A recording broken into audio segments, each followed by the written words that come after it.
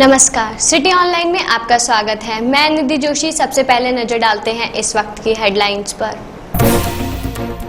विधानसभा में बनास परियोजना में हुए भ्रष्टाचार को लेकर उठा मामला। मंत्री राजेंद्र राठौड़ ने पूर्ववर्ती सरकार पर साधा निशाना।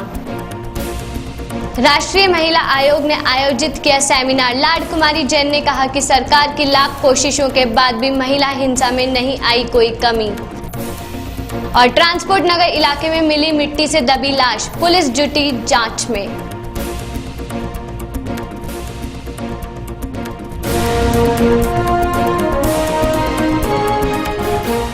और अब खबरें विस्तार से। विधानसभा में शून्यकाल में बनास परियोजना में भ्रष्टाचार के साथ ही किसानों को चने की खरीद मूल्य का पूरा भुगतान नहीं होने का मसला भी उठा।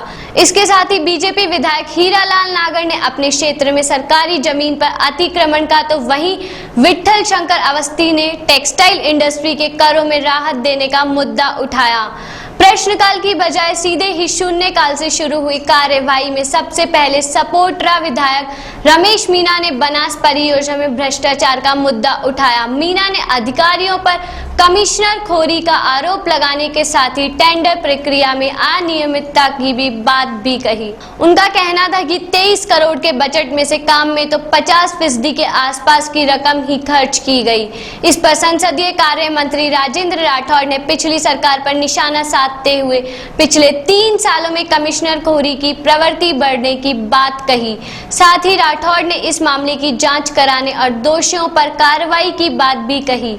इसके बाद कांग्रेस विधायक दल के सचेतक गोविंद सिंह डोटासरा ने सीकर में चने की समर्थन मूल्य पर खरीद के बाद किसानों का 15 करोड़ रुपए का बकाया जल्द देने का मुद्दा उठाया। डोटासरा का कहना था कि यह मसला लॉ एंड ऑर्डर की समस्या का कारण भी बन सकता है।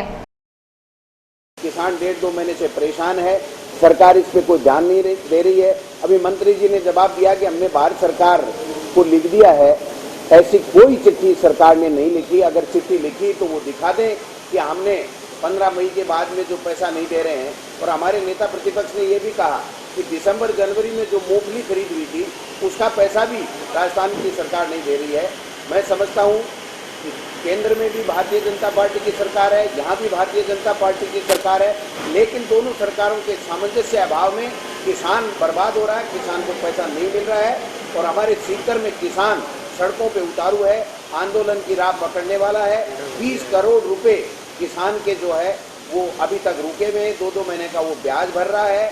और जो किसान का चना है वो अभी भी बिकने के लिए तैयार है, लेकिन सरकार खरीद नहीं रही है। 28 जून से उन्होंने रोक लगा दी है। ये सरासर किसान के साथ अन्याय है। एक ऐसा डिवीजन है जिसमें बनास परियोजना के नाम से टोंक, सवाई माधोपुर और करौली 3 जिले आते हैं। तो ये आज से नहीं चल रहा है, बरसों से चल रहा है। कोई 20-3 साल से जब से खुला है, इसमें भ्रष्टाचार की सीमा हद पार हो गई है। पराकाष्ठा एक तरह से बहुत बड़ा भ्रष्टाचार है। किसी ने इसकी तरफ ध्यान इसलिए नहीं दिया कि आम जनता का जंगलों में कोई काम नहीं पड़ता है और जनप्रतिनिधि भी ज्यादा ध्यान नहीं देते हैं। लेकिन हमने हमारे कुछ क्षेत्र है उसमें गांव बसे हुए हैं वाइल्ड लाइफ के अंदर, तो वहां पर ठेकेदार काम कर रहा था। तो हमने पूछा भाई ये काम कर रहा है और कितना पैसा मिलता है, क्या होता है?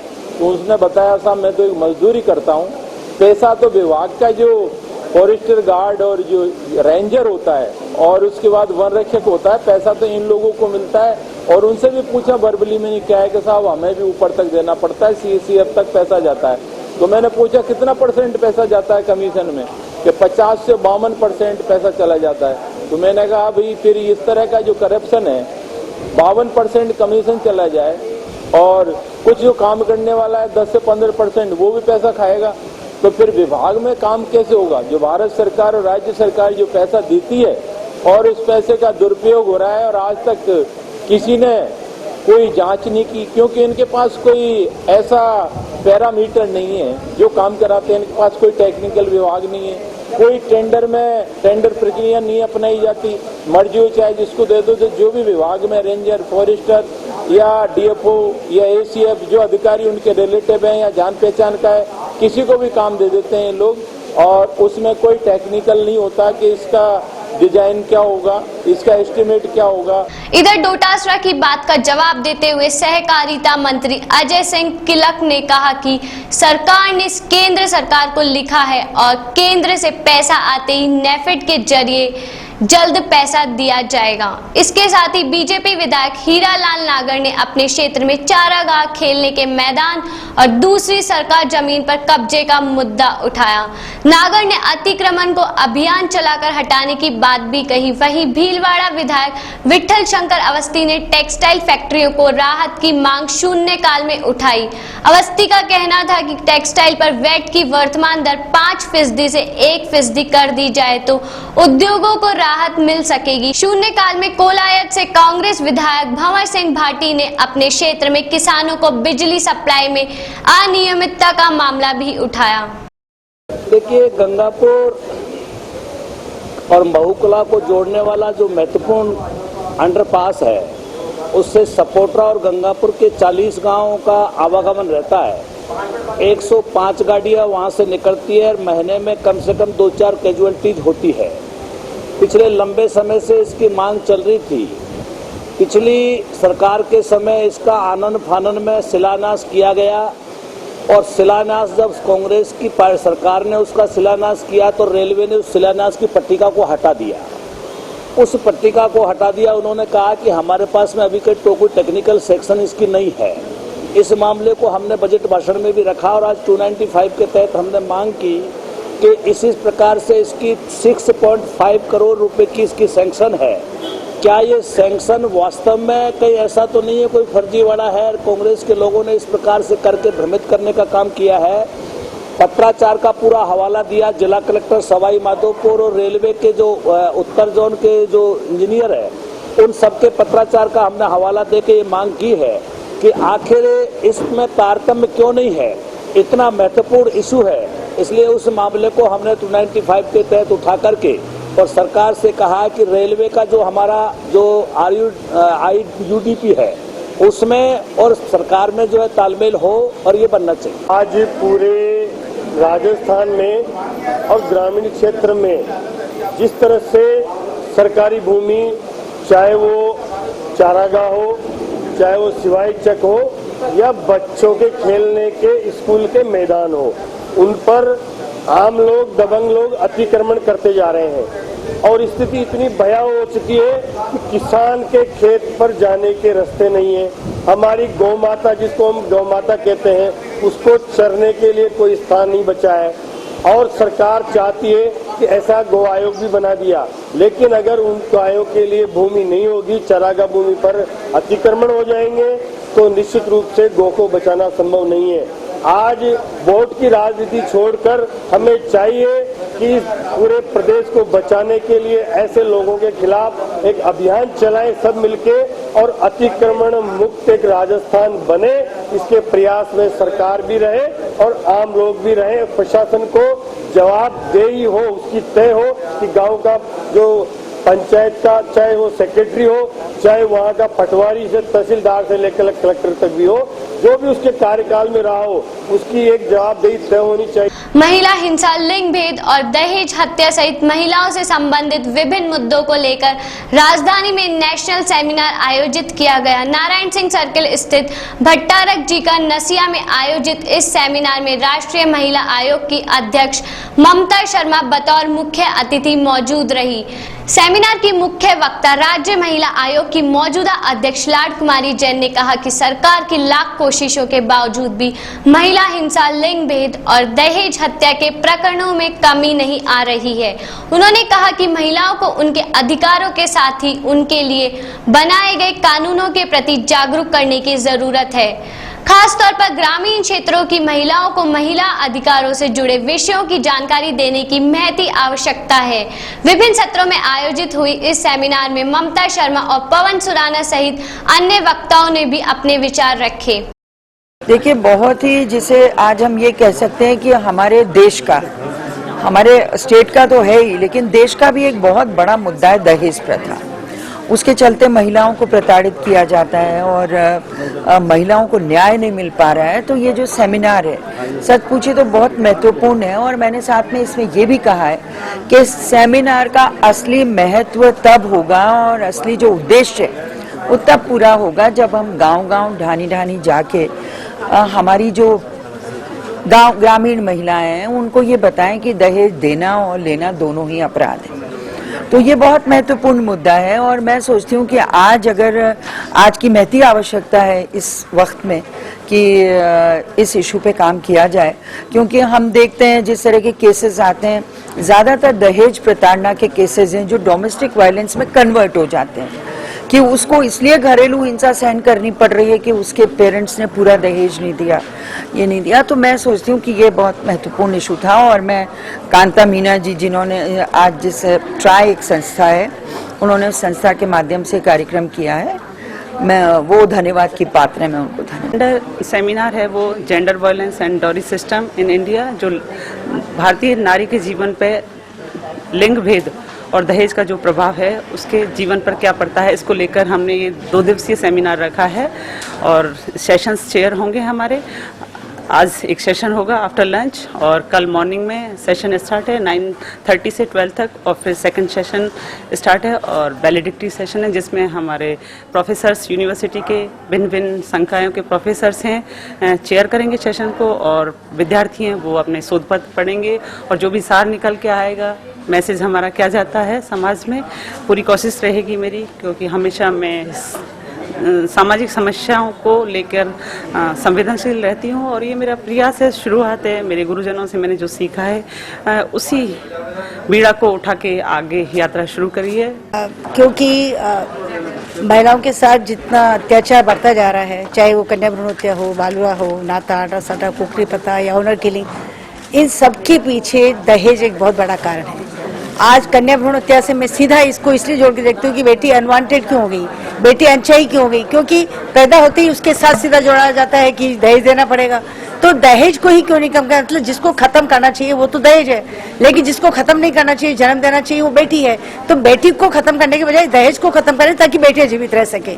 इसलिए बहुत जरूरी है कि ये सारा, क्योंकि कोई भी मुद्दा आइसोलेशन में नहीं होता है, तो जितना हम प्रचार प्रसार के माध्यम से आज जो सेमिनार में जिस तरह से गांव से भी शहरों से भी लोग आए, ये एक भी 100 को मल्टीप्लाई करें, हम अवेयरनेस के कार्यक्रम करेंगे, ट्रेनिंग देंगे, तो एक सशक्त संदेश समाज में जाएगा कि इस तरह की कार्यशाला में क्या निकल कर के आता है। राजधानी जयपुर के ट्रांसपोर्ट नगर इलाके में गड्ढा खोदकर मिट्टी में एक महिला की दबी हुई लाश मिलने से सनसनी फैल गई। सूचना मिलने पर मौके पर पहुंची पुलिस ने शव को कब्जे में लेकर जांच शुरू कर दी है। जानकारी के अनुसार सामने आया है मर्डर के बाद लाश को मिट्टी में दबाया गया। दरअसल टनल के बाहर टोल बूथ के दूसरी तरफ जंगल के टीले पर वन विभाग के कर्मचारी काम कर रहे थे। इसी दौरान एक गड्ढे के अंदर उन्हें महिला की सड़ी गली हुई लाश दिखाई दी और दूसरी ओर चप्पल और पानी की बोतल दिखाई पड़ी, जिसके बाद उन्होंने ट्रांसपोर्ट नगर थाना पुलिस को सूचना दी। सूचना मिलने पर मौके पर पहुंची पुलिस ने शव के आसपास डॉग स्क्वाड से मौका मुआयना करवाया और उसके बाद महिला की लाश को पोस्टमार्टम के लिए अस्पताल भिजवाया गया। पुलिस के मुताबिक संभवतः हत्या के बाद महिला की लाश को मिट्टी में दबाया गया है। फिलहाल पुलिस ने मुकदमा दर्ज कर जांच शुरू कर दी है। सवेरे करीब 11:15 बजे फॉरेस्ट ऑफिसर बनवारी लाल जी को ये सूचना मिली कि आगरा रोड पर टोल प्लाजा के पास में एक अज्ञात महिला की लाश रेत से दबी हुई पड़ी है। इस पर मैं ट्रांसपोर्ट नगर थाना इंचार्ज मैं जाब्ते के यहाँ मौके पे आए हुए हैं। रेत को हटा करके हमने ध्यान से छानबीन की। लाश का पोस्टमार्टम अभी हम मेडिकल बोर्ड से करवाने जा रहे हैं। घटनास्थल को हमारे डीसीपी साहब और एडीसीपी साहब दोनों ने मुआयना किया है। निर्देश अनुसार डॉग स्क्वाड हम मंगा रहे हैं और उनसे मुलजमान का पता लगाने की कोशिश करेंगे। अज्ञात व्यक्तियों ने, लगता है प्रथम दृष्टया ये लगता है कि अज्ञात व्यक्तियों ने महिला की हत्या कर लाश को यहाँ छिपाया है। घाट की गुनी टनल के पास जो टोल प्लाजा है उसके पास हमारा मेट्रो वृक्षारोपण क्षेत्र है। मेट्रो वृक्षारोपण क्षेत्र में मृत पौधों के स्थान पर पेड़ लगाने का कार्य चल रहा था। तो हमारे वृक्ष पालक जो वहाँ पर कार्य करवा रहा था उसको एक चप्पल जोड़ी और जो मिट्टी के अर्धन चेक डैम बने रहते हैं उनके अंदर एक कपड़ा नुमा दबा हुआ दिखा। तो उसने नज़दीक जाके देखा तो उसमें एक डेड बॉडी थी और दुर्गंध आ रही थी। उसने मुझे सूचना दी, सूचना पर मौके पर आया और पुलिस को इन्फॉर्म किया। अभी पुलिस के सभी अधिकारी आ गए हैं और वो आगे की कार्रवाई छानबीन कर रहे हैं। सब्र, रहमत, इबादत और बरकत के अफजल महीने रमजान के दौरान राजस्थान प्रदेश कांग्रेस कमेटी की ओर से मंगलवार 22 जुलाई को सायं 6:30 बजे प्रदेश कांग्रेस मुख्यालय इंदिरा गांधी भवन जयपुर पर रोजा इफ्तार कार्यक्रम का आयोजन किया जाएगा। इस कार्यक्रम में प्रदेश भर से मुस्लिम समाज के प्रतिनिधि शिरकत करेंगे। प्रदेश कांग्रेस प्रवक्ता डॉक्टर अर्चना शर्मा ने बताया कि रोजा इफ्तार कार्यक्रम के बाद मगरिब की नमाज अदा की जाएगी। कार्यक्रम में प्रदेश कांग्रेस अध्यक्ष सचिन पायलट, नेता प्रतिपक्ष रामेश्वर डूडी सहित प्रदेश कांग्रेस पदाधिकारी एवं प्रमुख कांग्रेस जन रोजेदारों के साथ शिरकत करेंगे। शहर में चैन स्नैचिंग की वारदातें थमने का नाम नहीं ले रही है। चैन स्नैचिंग का ताजा वाकया वैशाली नगर इलाके में हुआ। पुलिस के मुताबिक घटना प्रीति नाम की महिला के साथ हुई। वारदात उस समय हुई जब प्रीति खातीपुरा के ऑफिसर्स कॉलोनी में मंदिर जा रही थी। इसी दौरान मोटरसाइकिल में सवार एक बदमाश प्रीति के पास पहुंचा और झपट्टा मारकर उसके गले से सोने की चेन तोड़कर फरार हो गया। पीड़ित महिला वारदात के बाद मदद के लिए चिल्लाई भी, लेकिन जब तक आसपास के लोग वहां पहुंचते मोटरसाइकिल बदमाश वहां से फरार हो गया था। वारदात की सूचना पर पुलिस ने नाकेबंदी भी करवाई, लेकिन बदमाश का कोई सुराग नहीं लगा। पुलिस ने पीड़ित महिला की रिपोर्ट पर जांच शुरू कर दी है। राजस्थान के सबसे बड़े अस्पताल एक बार फिर कर्मचारियों के हंगामे के चलते मरीजों की परेशानी का सबब बन गया। शुक्रवार देर रात नर्सिंग स्टूडेंट के साथ हुए झगड़े के बाद नाराज रेडियोग्राफर स्टूडेंट ने शनिवार को सुबह कार्य बहिष्कार कर दिया।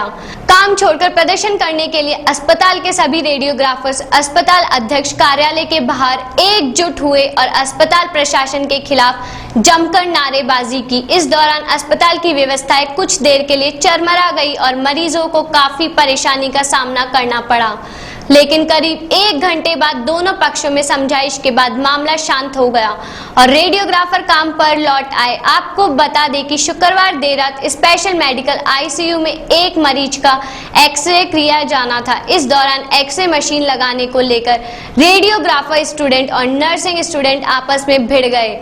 शनिवार को जब सुबह रेडियोग्राफर्स को यह घटना का पता चला तो उन्होंने काम बंद कर दिया। बाद में दोनों पक्षों में समझाइश हुई और मामला शांत कराया गया। मामला ये है कि हमारा खुद का जो क्लासमेट है, हम बीआरटी स्टूडेंट है रेडिएशन टेक्नोलॉजी में, तो उसके साथ कल एक ऐसी घटना हुई कि रात को जो बेड साइड करने गया था रात को, तो आईसीयू स्पेशल मेडिकल आईसीयू में गया था वो, तो उसके साथ रात को मारपीट हुई। किसने मारपीट की? नर्सिंग स्टाफ ने मारपीट की उसके साथ। हमने यहाँ सुप्रिटेंडेंट ऑफिस में ज्ञापन दिया है, उनको उन्होंने आश्वासन दिया है कि आगे कुछ होगा। पर ऐसी घटना पहले भी हो चुकी है, लेकिन उसका अभी तक कोई संशोधन नहीं हुआ उसमें, और वो ऐसी घटनाएं बार बार दोहराई जा रही है। तो इससे हम स्टूडेंट्स लोगों को प्रॉब्लम होती है, हमें कोई एक प्रोटेक्शन चाहिए कि अगर हम ऐसे ही जाएंगे तो हमें कोई कल किसी को पीट देगा, कल किसी को पीट देगा, तो हमें एक सिक्योरिटी चाहिए। प्रदेश के एनटीटी डिग्रीधारियों का नियुक्ति देने को लेकर सरकार के खिलाफ आंदोलन लगातार जारी है। आंदोलनरत एनटीटी डिग्रीधारी अपनी मांगों पर सरकार का ध्यान खींचने के लिए एक बार फिर राजधानी की सड़कों पर उतरे। एनटीटी संघर्ष समिति के बैनर तले इन डिग्रीधारियों ने टोंक रोड के नेहरू गार्डन से उद्योग मैदान तक रैली निकाली। इस दौरान आंदोलनकारियों ने सरकार के खिलाफ जमकर नारेबाजी की। इसके बाद उद्योग मैदान पर धरना देकर अपना विरोध दर्ज करवाया। एनटीटी डिग्रीधारियों का कहना है कि प्रदेश के करीब 2500 संख्या में एनटीटी डिग्रीधारी सरकारों की नीतियों, वादों और आश्वासनों के बीच अधर झूल में लटके हुए हैं। समिति के मुताबिक पूर्ववर्ती सरकार ने परीक्षा प्रक्रिया शुरू करवाकर उनको राहत दी थी, लेकिन मौजूदा सरकार ने परीक्षा प्रक्रिया पर फिर से रोक लगाकर उनकी इस राह में रोड़ा अटका दिया है। समिति के मुताबिक सरकार ने जल्द ही उनकी मांगे नहीं मानी तो आने वाले दिनों में उग्र आंदोलन किया जाएगा। हमारी एग्जाम परीक्षा थी 19 जनवरी को। सरकार ने बिना कोई कारण के एग्जाम परीक्षा रद्द कर दी और समीक्षा के नाम पे 7 महीने हो गए, लेकिन सरकार ने ये तक जवाब नहीं दिया है कि हमारी भविष्य में परीक्षा होगी कि नहीं होगी। आज हमारे धरने की परमिशन लगा रहे हैं। हम 8 साल से आंदोलन कर रहे थे। बीजेपी सरकार ने हमें एनटीटी कराई थी। कांग्रेस सरकार में काफ़ी लड़ाई लड़ने के बावजूद हमारी मांगों को मान लिया गया। एक भर्ती कंप्लीट हो चुकी थी, सेकंड भर्ती की परीक्षा परमिशन लेटर जारी हो चुके थे, लेकिन सरकार ने 2 दिन पहले बिना कोई कारण बताए हमारी परीक्षा स्थगित कर दी और 6 महीने समीक्षा के नाम पे कोई कुछ भी अभी तक परीक्षा की डेट घोषित नहीं की है। अगर सरकार हमारी परीक्षा की डेट घोषित नहीं करती है तो हम आंदोलन बहुत तेज करेंगे। अभी तो धरने पे बैठ रहे हैं। 2500 लोग हैं जो बिल्कुल गरीब परिवारों से और बेरोजगार हैं। बिल्कुल 8 साल से आंदोलन रहा। कांग्रेस सरकार ने हमारा 5 साल कांग्रेस सरकार से लड़ने के बाद हमारी एक भर्ती कंप्लीट करा दी थी। सेकंड भर्ती की परीक्षा होने वाली थी 19 जनवरी 2014 को। नई सरकार बनते ही सरकार ने हमारी परीक्षा को स्थगित कर दिया और आज तक हमें नहीं बताया। राजधानी में सांप के काटने से महिला की मौत का मामला सामने आया है। घटना आमिर क्षेत्र के साईपुरा गांव की है। मृतका की पहचान 27 वर्षीय ममता के तौर पर हुई है। ममता एक सरकारी स्कूल में मिड डे मील का खाना बनाने के लिए नियुक्त थी। पुलिस के मुताबिक सांप काटने की घटना उस वक्त हुई जब ममता साईपुरा गांव के राजकीय उच्च माध्यमिक विद्यालयों में बच्चों के लिए मिड डे मील का खाना बना रही थी। सांप के काटने की खबर मिलते ही वहां मौजूद स्कूल के अन्य स्टाफ की मदद से ममता को एसएमएस अस्पताल पहुंचाया गया, लेकिन अस्पताल पहुंचने में देर हो चुकी थी। गंभीर अवस्था में पहुंचाई गई ममता को अस्पताल के डॉक्टरों ने इलाज के दौरान मृत घोषित कर दिया। पुलिस ने पोस्टमार्टम करवाकर मृतका ममता का शव उसके परिजनों को सौंप दिया। सामाजिक न्याय एवं अधिकारिता राज्य मंत्री डॉक्टर अरुण चतुर्वेदी ने सप्तनिक प्रदेश में खुशहाली एवं समृद्धि के लिए राज्य सरकार की ओर से देवस्थान विभाग द्वारा आयोजित रुद्राभिषेक कार्यक्रम के तहत शनिवार को झारखंड महादेव भोलेनाथ की पूजा अर्चना एवं दुग्धाभिषेक कर प्रदेश की खुशहाली की कामना की। इस अवसर पर देवस्थान विभाग के पुजारी द्वारा गणपति पूजन, नवग्रह, पितरेश्वर देवताओं की पूजा कराई गई। इस अवसर पर देवस्थान विभाग के अतिरिक्त मुख्य सचिव अशोक शेखर भी उपस्थित थे। आचार्य भास्कर श्रोत्रिय ने 13 पंडितों के साथ पूजा अर्चना संपन्न करवाई। डॉक्टर चतुर्वेदी ने जोड़े के साथ रुद्राभिषेक करवाने वाले पंडितों को तिलक कर आशीर्वाद लिया। सोमवार को रुद्राभिषेक की पूर्णाहुति होगी। चलते चलते नजर डालते हैं इस वक्त की हेडलाइंस पर। विधानसभा में बनास परियोजना में हुए भ्रष्टाचार को लेकर उठा मामला। मंत्री राजेंद्र राठौड़ ने पूर्ववर्ती सरकार पर साधा निशाना। राष्ट्रीय महिला आयोग ने आयोजित किया सेमिनार। लाडकुमारी जैन ने कहा कि सरकार की लाख कोशिशों के बाद भी महिला हिंसा में नहीं आई कोई कमी। और ट्रांसपोर्ट नगर इलाके में मिली मिट्टी से दबी लाश, पुलिस जुटी जांच में।